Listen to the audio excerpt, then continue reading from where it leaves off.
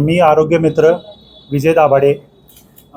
गेली 10-12 वर्ष झालं आम्ही महाराष्ट्र व केंद्र शासनाच्या एकत्रित महात्मा ज्योतिराव फुले जन आरोग्य योजना व प्रधानमंत्री जन आरोग्य योजनेचं आरोग्य मित्र म्हणून आम्ही काम करत आहोत. तर आम्हाला 6,000 पासून ते आज आम्हाला 11,665 रुपये आम्हाला हे मानधन देतात, येते पगार देतात ते.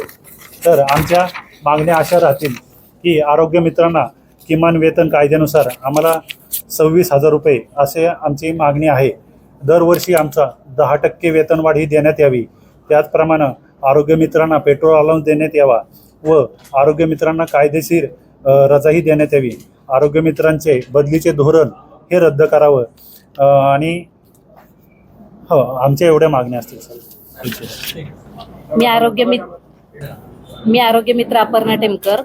गेल्या 11 वर्षापासून महात्मा ज्योतिबा फुले जन आरोग्य योजनेअंतर्गत आरोग्य मित्र म्हणून कार्यरत आहे. सुरुवातीला पहिल्यांदा आमचं वेतन हे 6,000 होतं, परंतु त्याच्यानंतर आमची म्हणजे वेतनवाढ ही करण्यात आलेली नाहीये. जरी वेतनवाढ केली तरी ह्यांनी टप्प्याटप्प्याने केली. टप्प्याटप्प्याने करून एवढा 11 वर्ष ते 11.5 वर्षामध्ये वेतनवाढ 6,000वरून फक्त 11,000 इतपतच करण्यात आली आहे. तर आमची जी योजना येते ही डायरेक्टली शासनाअंतर्गत नसून येत TPA अंतर्गत आहे. तर आमची सगळ्यात प्रमुख मागणी ही आहे की आमचं जे कॉन्ट्रॅक्ट TPAला दिलेलं आहे ते आमचं रद्द करण्यात यावं व शासनामध्ये आम्हाला सामील करून घ्यावं. दुसरा आमचा मुद्दा आहे की आम्हाला किमान वेतन जे आहे जे 11,000 आता देण्यात येत आहे, तर यावरून आमचं वेतन जे आहे ते 26,000पर्यंत त्यांनी देण्यात यावं.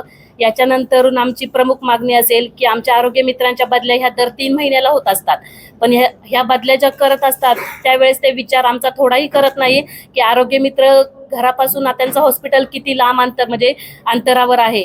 ते आम्ही सध्या आता 25 ते 30 किलोमीटर फक्त जाणे आणि परत 25 ते 30 किलोमीटर येणे असा माझा दररोजचा 60 किलोमीटरचा प्रवास मी करत आहे. तर आमच्यासारख्या महिलांना एवढं लांब जाऊन येणं पॉसिबल होत नाही. तर आमच्या ज्या 3-3 महिन्याला बदल्या होत आहे तर या पूर्णपणे थांबवण्यात याव्या. घरापासून ज्यांचं हॉस्पिटल जवळ आहे तिथे आमची बदली करण्यात यावी. पुढचा आमचा पॉईंट असा आहे की आमचे जे आता आम्ही स्वतःची बाजी लावून कोविड काळामध्ये पण जे आम्ही काम केलं त्याच्या अंतर्गत तेव्हा पण आम्हाला 1ही रुपयाचं एक्स्ट्रा मानधन यांनी दिलेलं नाहीये.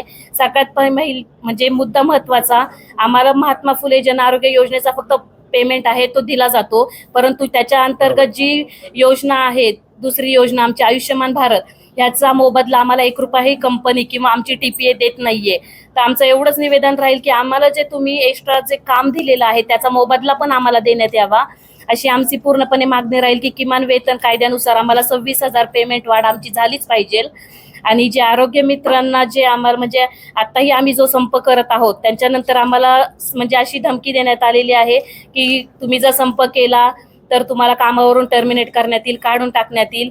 तर ह्या सगळ्याला कुठंतरी तुम्ही आमच्या पाठीशी खंबीरपणे उभं राहावं यासाठी आम्ही आज पत्रकार परिषद भरवली आहे व त्यासाठी तुम्ही सगळ्यांनी आमचा विचार करावा ही विनंती राहील. मी आंतरराष्ट्रीय मानव अधिकार महाराष्ट्र अध्यक्ष राज राजपूत.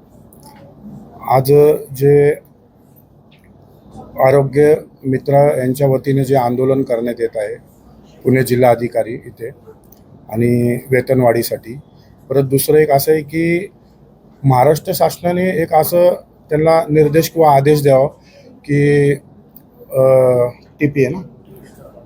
TPA थर्ड पार्टी त्याला आदेश द्यावा की यांचं वेतन वाढवून देणे. आणि दुसरं एक असं आहे की आता जे आंदोलन करत आहे त्यांना धमकावण्यात येत आहे की त्यांना कामातून काढण्यात येईल एक लोकांना टार्गेट करून.